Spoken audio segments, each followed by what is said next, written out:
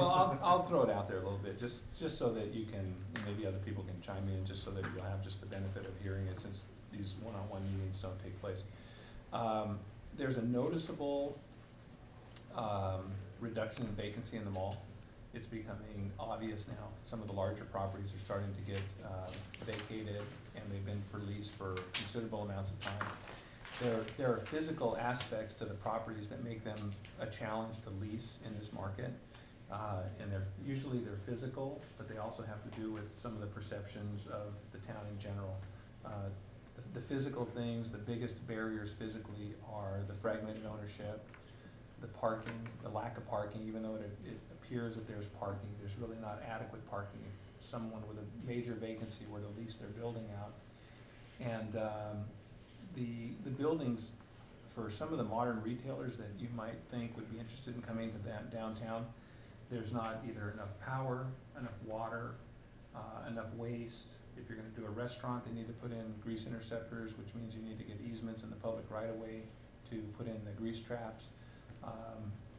Wayfinding, signage, people finding our town, just a perception that we've developed over some time here is some of us in the room that have grown up around here and know the town way back know that everyone referred to the town as on San Fernando Road, that it's, you know, how can you miss it? It's on San Fernando Road, because people went north and south using San Fernando Road.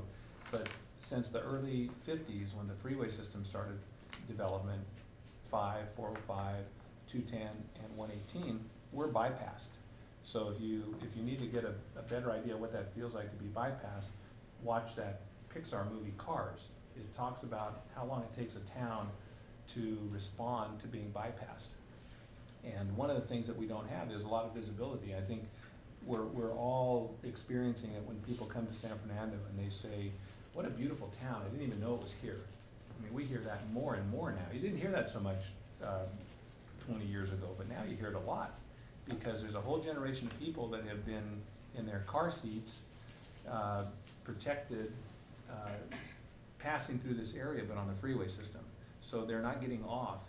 And one of the things that we may want to, you know, at least open up at some point in time is some serious wayfinding that would give us identity from these freeways. You know, think of 118 at San Fernando Road, think of McClay on the 210, and think of the 5 perhaps at San Fernando Mission. You know, if we had some kind of real presence on those spots, which would not necessarily be in the city of San Fernando, people would not have the same impression about us being here. So we all know we're the best kept secret, but it's not good to be a secret in business. So I just thought, you know, maybe some of those things thrown out there might inspire other people to comment on their experiences. I know some of the property owners have been here a lot longer than I have. So